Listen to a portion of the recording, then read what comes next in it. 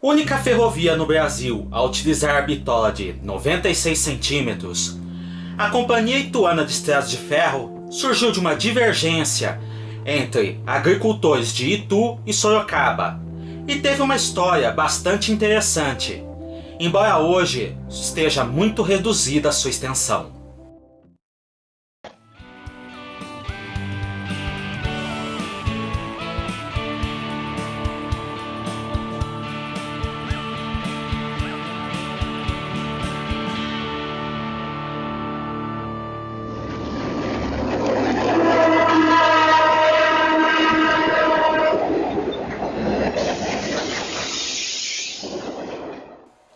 E aí pessoal, tudo bem? Antes de mais nada, considere se inscrever no canal se você ainda não é inscrito, ativar o sininho das notificações e se gostar deste vídeo, deixe seu like, pois isso fortalece bastante nossas atividades. O vídeo de hoje foi uma sugestão de nosso amigo inscrito Michele Christian, que pediu para nós contarmos a história da Companhia Ituana de Estradas de Ferro. Com a inauguração da São Paulo Railway em 1867, a constituição da Companhia Paulista de Estradas de Ferro em 1868 e o surgimento de diversas iniciativas para a construção de outras ferrovias na província de São Paulo, os fazendeiros das prósperas cidades de Itu e Sorocaba também se interessaram por construírem uma linha férrea, interligando a ferrovia inglesa até suas cidades. Entretanto, já em 1869, havia divergências entre os grupos de fazendeiros de Itu e de Sorocaba. Isso porque os fazendeiros de Itu queriam que a ferrovia partisse da São Paulo Railway, passando por Itu e então chegando em Sorocaba, enquanto os fazendeiros desta última cidade queriam que a linha viesse diretamente de São Paulo e houvesse um ramal para Itu. Diante dessas divergências, e pelo fato dos fazendeiros de Itu não querem que a ferrovia fosse apenas um ramal da Estrada de Ferro Sorocabana, eles decidiram então construir sua própria ferrovia, que foi denominada Companhia Ituana de Estradas de Ferro. Em 20 de janeiro de 1870, ocorre a Assembleia Geral de Acionistas em Itu, sendo que em 30 de julho do mesmo ano, os estatutos da nova empresa e sua proposta de traçado são aprovadas pelo governo provincial. E em 10 de outubro ainda de 1870, é dada a concessão para a Companhia Ituana iniciar a construção de sua linha-tronco, que partiria da estação da São Paulo Railway em Jundiaí, seguindo para Salto e depois Itu. Por motivos desconhecidos, a companhia optou por se utilizar da incomum bitola de 960 mm, tendo sido realmente a única ferrovia no Brasil a fazê-lo. Com alguns atrasos devido a condições climáticas, a linha-tronco entre Jundiaí e Pimenta foi inaugurada em 14 de novembro de 1872. Mas poucos dias depois, o tráfego acabou sendo interrompido devido à queda de barreiras naquele trecho. Aliás, segundo relatos antigos, este era um dos trechos mais belos da ferrovia paulista, passando em uma estreita faixa entre morros cobertos de floresta e um grande rio cheio de cachoeiras. O trecho Jundiaí-Pimenta foi reaberto no dia 2 de abril de 1873, que também marcou a inauguração do trecho entre Pimenta e Salto. Já no dia 17 do mesmo mês, a linha-tronco foi concluída, sendo aberta até a cidade de Itu, justamente na véspera da chamada Convenção Republicana, quando importantes cafeicultores da província de São Paulo se reuniram naquela cidade para debater como seria o futuro da nação caso o governo imperial fosse derrubado e substituído por uma república. Com a linha-tronco concluída, se iniciou a construção de um ramal ligando Indaiatuba, próximo a Pimenta, até a vila de Constituição, que posteriormente se chamaria Piracicaba. A Companhia Ituana já tinha autorização para construir este ramal desde o dia 17 de maio de 1872. Como esse ramal invadiria a zona de privilégio da Companhia Paulista, o que causaria vários problemas posteriormente tanto para a Ferrovia Padrão quanto para a Ituana e suas sucessoras, o ramal de Constituição não tinha garantia de juros por parte do governo provincial e nem zona de privilégios. O primeiro trecho, ligando Itaici, na linha tronco, até Indaiatuba, foi inaugurado em 1873, sendo expandido até Elias Fausto em 1875. Já no ano seguinte, o ramal atingiu Rio das Pedras, finalmente chegando em Constituição em 1877. Justamente a inauguração das estações de Rio das Pedras e Constituição, que trocou de nome para Piracicaba poucos dias depois, levou a Companhia Paulista a realizar diversos protestos junto ao governo provincial pela invasão de sua zona de privilégios. Realmente a Companhia Ituana tinha intenção de atravessar aquela área por ser uma zona com ampla produção de cana-de-açúcar, o que reforçaria seu caixa e permitiria o envio de muito mais cargas para Jundiaí, onde ocorria o transbordo para São Paulo Railway. Apesar dos protestos da Companhia Paulista, a Ituana conseguiu a concessão para a construção do trecho entre Piracicaba e a vila de São Pedro. Tal fato se deu em 1883, sendo que 4 anos depois, o trecho Piracicaba-Charqueada foi inaugurado. Nesse meio tempo, a Ituana estudou prolongar sua linha-tronco de Itu até Tietê. No entanto, tal projeto foi abandonado em 1879, em favor da construção do ramal de Piracicaba e de São Pedro. Um paliativo que a Ituana encontrou foi a constituição da navegação fluvial pelo rio Piracicaba e Tietê, e que ligaria o porto de João Alfredo, em Piracicaba, até Porto Ribeiro, com o ramal para Porto Martins, já no rio Tietê. Como sua linha férrea não passava pelo porto de João Alfredo, a Ituana construiu um pequeno ramal ligando Piracicaba até aquele porto, que mudou de nome para Artemis. Além disso, ela obteve a concessão para a construção de um pequeno ramal entre Porto Martins e a vila de São Manuel, na região de Botucatu, que invadiria a zona de privilégios da Estrada de Ferro Sorocabana. Isso causou uma grande briga jurídica entre a Ituana e a Sorocabana, mas mesmo assim, a CIEF inaugurou essa linha em 1888 de forma parcial.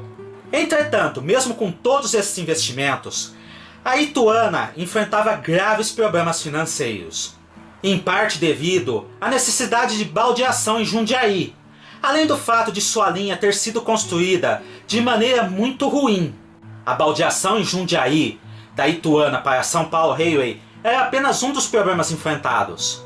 Uma carga que chegasse em São Manuel era colocada no trem para ser depois baldeada para barcos, para ser novamente baldeada para trens, para depois chegar em Jundiaí e ser novamente baldeada para outra ferrovia. E como a linha era construída com muitas curvas e com uma inclinação muito forte, os trens eram curtos e tinham baixa velocidade. Tudo isso levou a Ituana a pedir falência em 1891. O governo estadual imediatamente assumiu as operações da empresa.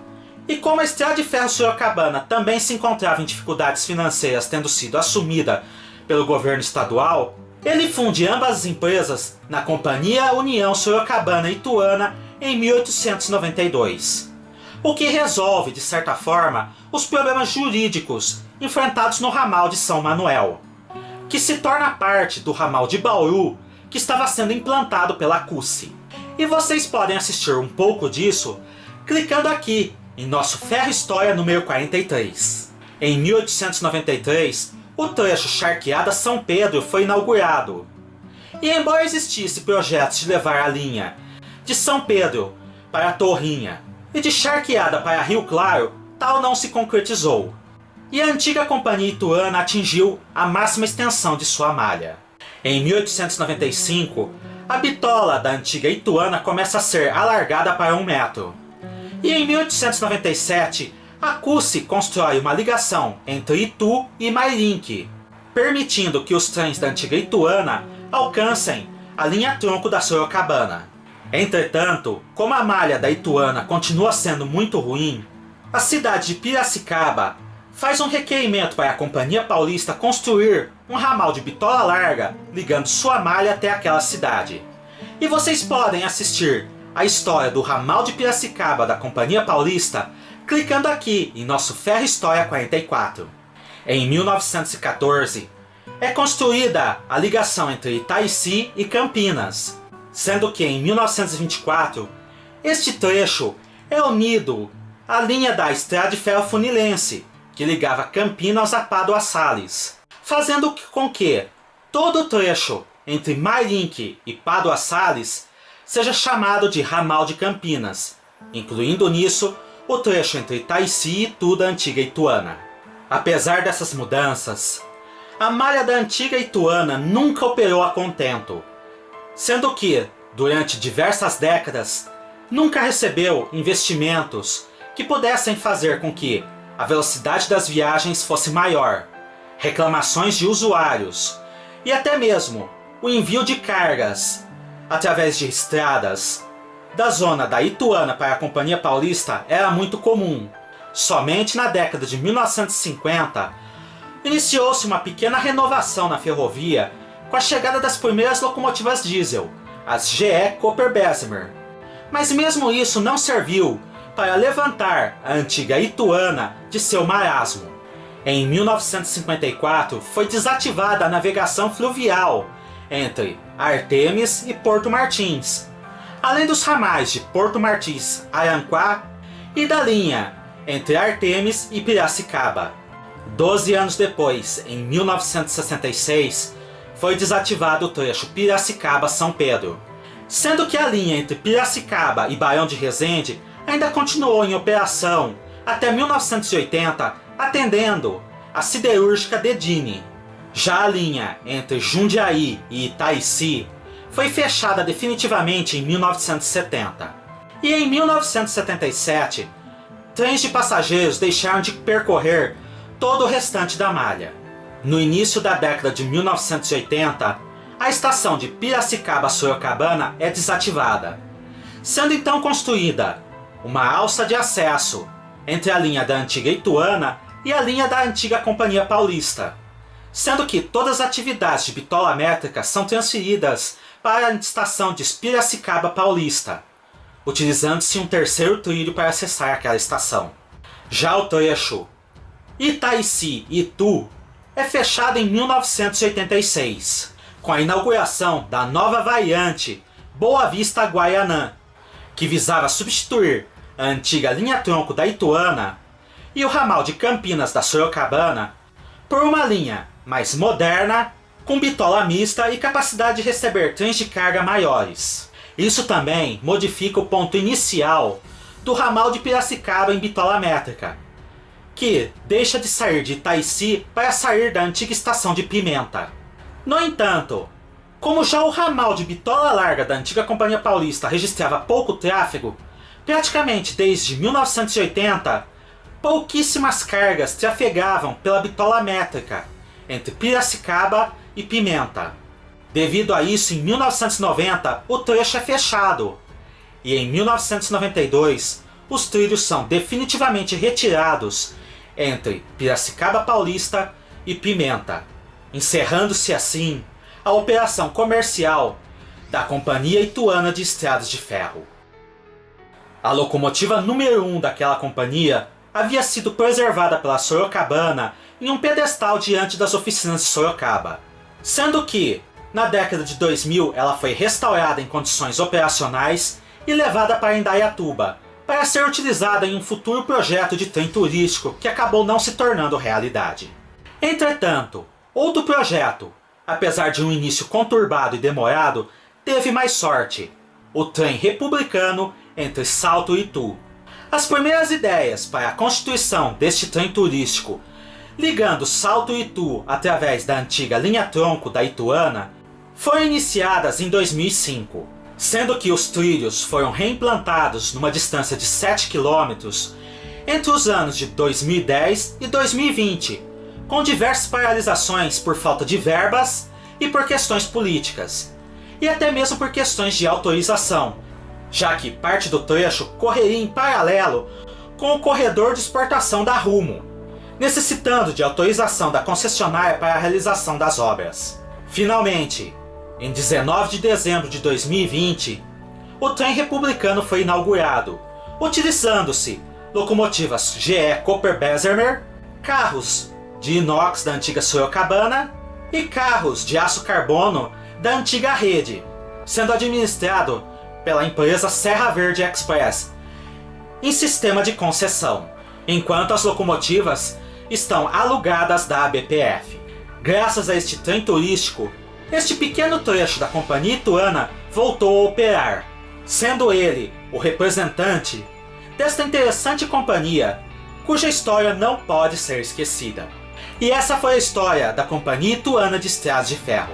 Cliquem no gostei, se inscrevam no canal e ativem as notificações para fortalecerem nossas atividades e vocês não perderem nenhum novo vídeo. Até a próxima!